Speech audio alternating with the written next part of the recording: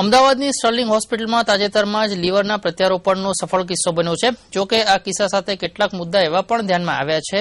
ગંભીર ગણાતા liver transplant operation સાથે તે અતિશય ખર્ચાળ હોવાની તેમજ તેના દાતાઓ નહીં મળવા જેવી સમસ્યાઓ પણ સંકળાયેલી છે.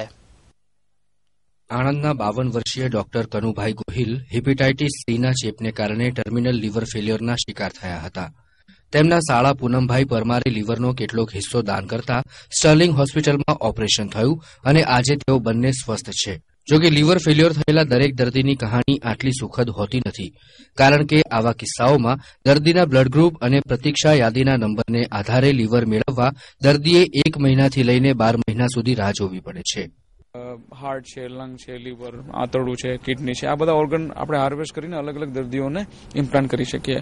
તો એક દર્દી ઘણા બધા દર્દીઓનો જીવ બચાવી શકે. તો આવા પ્રકારના કેડેવરિક ડોનેશન અવેરનેસની આપણા અત્યારે ખાસ જરૂર છે.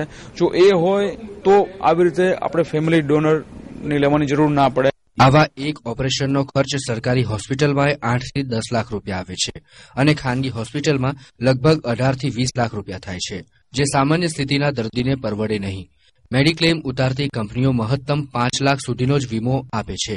ત્યારે આવા સંજોગોમાં સ્વાભાવિક રીતે જ દર્દી માટે વિકટ પરિસ્થિતિ ઊભી થાય છે. એટલે આ જે ઓપરેશનનો ખર્ચો તે થોડો વધારે છે. એટલે જો મેડિક્લેમની લિમિટ વધે તો ઘણા બધા દર્દીઓ એનો લાભ લઈ શકે. જોકે લીવર ટ્રાન્સપ્લાન્ટનું ઓપરેશન જટિલ હોવા છતાં ભારતમાં તેની સફળતાનો રેશિયો ઘણો ઊંચો છે. ઈટીવી સમાચાર, અમદાવાદ.